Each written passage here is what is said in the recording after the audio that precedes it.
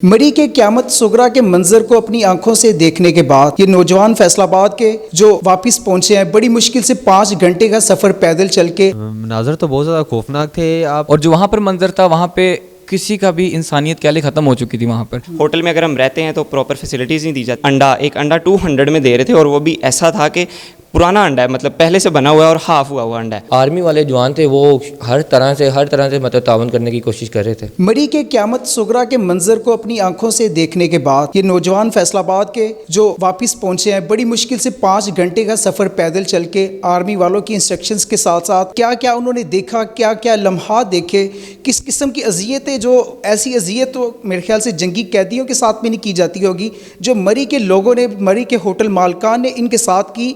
किस तरह से इनका जो बजट आउट हो गया, ये बड़ी मुश्किल के साथ फैसलाबाद तक पहुँचे हैं, ये इस्लामाबाद तक पहुँचे हैं और ये इनकी ज़ुबानी सुनते हैं। क्या कहना है? अस्सलाम वालेकुम। क्या नाम है आपका? अब्दुल रहमान। बताइएगा कि क्या सिचुएशन पेश आई जब बर्फ़बारी बहुत ज़्यादा होगी, तो आपने क्या फ़ील किया कि आपको निकलना चाहिए, क्या रेंट था? अपनी ज़ुबानी कुछ बताइएगा वहाँ को।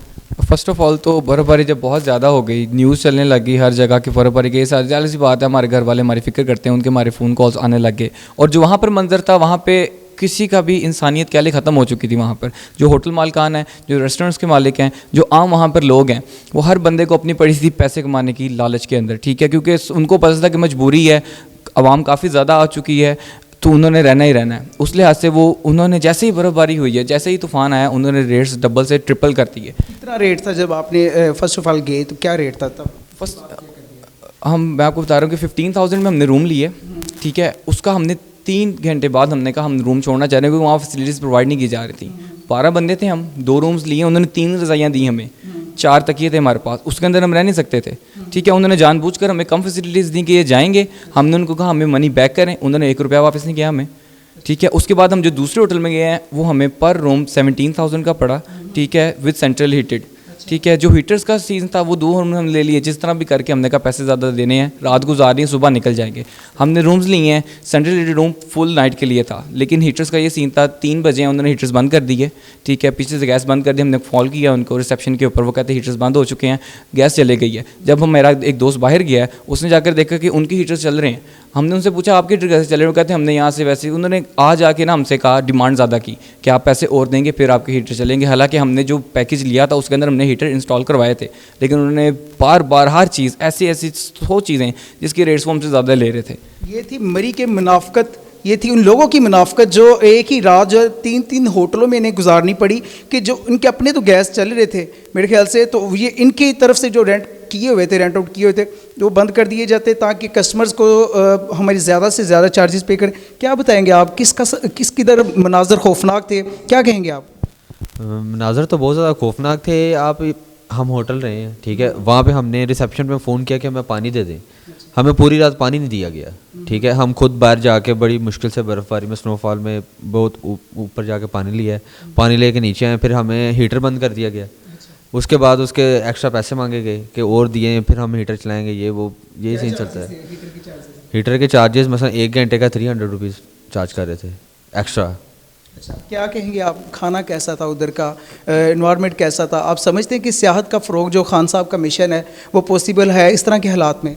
जी, ये पॉसिबल तो है, लेकिन इसमें आवाम का भी आवाम का भी कोई साथ होता है, कोई लोग इनके साथ कोई कोऑपरेट करें और साथ मिलके चलें तो फिर होता है। लेकिन वहाँ पे अगर लोग जाते हैं तो अपनी मर्ज़ी करते हैं, यहाँ पे गाड़ी खड़ी करनी है या यहाँ पे करनी है या कहीं भी करनी है, पार्किंग स्पेस अवेलेबल होने के बावजूद भी वहाँ पे होती है। लेकिन फिर भी अगर खाने की बात कर लें, खाना 1.5 घंटा लेट आता है हमारे पास।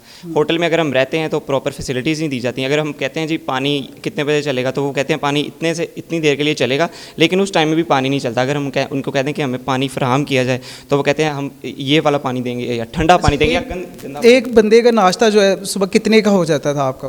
नॉर्मली अगर हम देखें तो एक बंदे का नाश्ता 250-300 में हो जाता है, लेकिन वहाँ पे एक अंडा 200 में दे रहे थे और वो भी ऐसा था कि पुराना अंडा है, मतलब पहले से बना हुआ है और हाफ हुआ हुआ अंडा है। अच्छा, सही। क्या कहेंगे, कैसा आपने सफ़र जो फेस किया उस जगह पे? जी, सफ़र तो बहुत बुरा था। ठीक है, क्योंकि वहाँ पे स्नो फॉलिंग हो चुकी थी और मरी के जो लोग थे वो बिल्कुल भी ताउन नहीं कर रहे थे, वो लोगों को और ज़्यादा इस मसले में फंसा रहे थे। अब ये देखें कि मतलब एक बंदा है वो फंस चुका है बर्फ़बारी में, उसके साथ फैमिली है, उसकी कोशिश यही होगी कि सबसे पहले वो अपनी फैमिली को सेव करे। अब एक गाड़ी फंसी हुई है, वो 5 लोग बैठे हैं, वो गाड़ी को ऊपर चढ़ाने के लिए वो चेन लगाते हैं टायर पे, वो चेन लगाने का 20-20 हज़ार रुपया चार्ज कर रहे हैं, वो भी वो सिर्फ उतना एरिया निकाल के वो बाद में चेन उतार के वापस ले आएंगे। ठीक है, इसलिए वो लोगों को मतलब बहुत ज़्यादा थ्रेट किया जा रहा था। जो बंदा इस चीज़ पर नहीं आता था उसके साथ लड़ाई झगड़ा करते थे कि आपकी वजह से रोड बंद हो रहे हैं, वो इसीलिए ये मसला मसाइल पेश आ रहे थे और बिल्कुल भी तावन नहीं किया जा रहा था। लेकिन वो आर्मी वाले जवान थे वो हर तरह से मतलब तावन करने की कोशिश कर रहे थे। अच्छा, किस तरह का जो आर्मी वालों ने मेरे ख्याल से बताया जा रहा है न्यूज़ के अंदर भी कि काफ़ी तावन किया, क्या तावन किया आप अपनी ज़बानी, आपने उनके साथ मिल के भी रेस्क्यू किया है सिस्टम को, क्या किया आपने? जी, आर्मी वाले जिस तरीके से तावन कर रहे थे मतलब वो हमारे बिल्कुल साथ साथ चल रहे थे। वो हर गाड़ी के पास जाके उनका मीटर नॉक करके देख रहे थे कि अगर वहाँ पे लोग अवेलेबल हैं, क्या वो स्टेबल हैं, अगर वो नहीं स्टेबल तो वो जहाँ हद तक मुमकिन हो सकता था वो उनकी हेल्प कर रहे थे। ठीक है, वो लोगों को गाड़ियों से निकाल रहे थे, उनको कह रहे थे कि आप हमारे कैंप में चलें, वहाँ जाके आप स्टे करें, आपको किसी चीज़ की ज़रूरत है तो हम वो आपको देंगे। ठीक है, उसके बाद वो लोगों के सामान मतलब जो फैमिलीज़ थी उनके सामान उठा के आगे आर्मी वाले चल रहे हैं ताकि वो उनको स्नोफॉल से निकाल सकें, और हमारे आगे चल रहे हैं वो रास्ते खुद क्लियर कर रहे हैं अपने हाथों से बर्फ़ हटा के ताकि लोगों को गुजरने के लिए आसानी रहे। जी, ये हमारी जो आर्मी है जो पाकिस्तान की सरहदों पे भी लड़ती है और पाकिस्तान के अंदर भी जो जिस तरह की भी अवामी मसाइल का सामना करना पड़ता है तो वो हर वक्त तैयार रहती है अपनी आवाम की फ़लाह के लिए, अपनी आवाम की सर्विसेज प्रोवाइड करने के लिए। अच्छा, क्या कहेंगे आप सबसे छोटे थे इनमें से, तो बड़े फैमिलीज़ भी मौजूद थी, आपने क्या ऐसी चीज़ देखी जो आप तो अभी तक नहीं भूले? मैं जो अभी तक नहीं भूला वो ये था कि फैमिली अपने बच्चों के साथ भी थे। 9 माह के बच्चा एक औरत ने उठाया हुआ था। तो मेरे हिसाब से जो वहाँ पे रहते हैं उनको देख के इंसानियत पैदा होनी चाहिए। इंसानियत मज़हब से बड़ी चीज़ है। ठीक है, अगर इंसानियत नहीं है तो कुछ नहीं है। तो उन्होंने जो लोग वो होटल ले रहे हैं वो जाके यही कह रहे हैं कि 50,000 40,000 इससे नीचे कोई आ ही नहीं रहा। जो हमारा बजट था, हमारा यही बजट था कि 16-15,000 तक हमें 4 डे या 3 डे मिल जाएगा। वो हमें जो 16-15,000 वो 1 डे 1 नाइट मिल रहा था। आप ये कह सकते हैं कुछ हॉर्स के लिए मिल रहा था हमें, और इससे ज़्यादा कुछ नहीं। अगर हम जो उसे कहते थे कि हमें कुछ ज़्यादा चाहिए टाइम, तो वो कहते थे उसके लिए आपको एक्स्ट्रा चार्जेस देने पड़ेंगे। तो ये चीज़ थी वहाँ पे। अच्छा, किस तरह आपको पाक आर्मी ने रेस्क्यू किया, क्या कहेंगे आप उनके बारे में, क्या जज्बात है आपके उनके बारे में? सर, पाक आर्मी के लिए दिल में पहले ही बहुत ज़्यादा रिस्पेक्ट थी, लेकिन जो मनाज़र हमने अपनी आंखों से देखे हैं, तमाम वहाँ पे मुसाफिर जितने भी थे उनके लिए, उसके बाद हमारे दिल से दुआ निकलती पाक आर्मी के लिए कि वो हमारे लिए बॉर्डर्स पे खड़े होकर भी हमारे लिए लड़ते हैं और हमारे लिए सिविलियंस के अंदर हमारे शहरों में आकर भी हमारे पास आकर हमारी हिफाजत कर रहे हैं। तो उसी लिहाज से हम एक नारा पेश करना चाहेंगे पाक वॉच के लिए, पाक आर्मी जिंदाबाद। सबसे जो बड़ी मुनाफ़कत मैं आपको बताता चलूँ मरी वालों की, उसमें ये होता है कि अगर किसी बंदे को रेंट आउट कर दी ये चीज़, ये इनका कहना है कि हम 10 से 12 लोग थे तो हमें 2 कमरे जो दे दिए गए हैं, उसमें फैसिलिटीज़ आस्ता आस्ता कम करनी शुरू कर देते हैं कि ये खुद ही भागे। अगर ये 12 बंदे हैं तो इनको 3 रज़ाइयाँ दी गई। इनका कहना है जो तकिए हैं वो 2 से 3 से 4 दिए गए।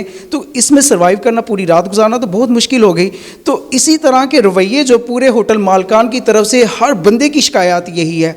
मैं खान साहब को अपने प्रोग्राम की तवज्जो से ये कहना चाहूँगा कि अगर सियाहत के फ़रोग के लिए अगर आपने अमली इक़दाम करने हैं तो पंजाब के साथ लगने वाली ये जो छोटा सा एक पिकनिक पॉइंट है, सियाहती पॉइंट है, अगर इसे अच्छे तरीके से मैनेज ना कर सके तो मेरे ख्याल से सियाहत का फ़रोग पाकिस्तान के अंदर से लोग जो जाते हैं वो भी बहुत कम हो जाएंगे कि उस जगह पे तो मौत बांटी जाती है। तो मेरे ख्याल के मुताबिक अगर आप सियाहत के फ़रोग करना चाहते हैं तो इस जगह को अच्छे से अच्छे सिक्योर किया जाए ताकि लोग ज़्यादा ईजी फील कर सकें सियाहती मुकाम पर।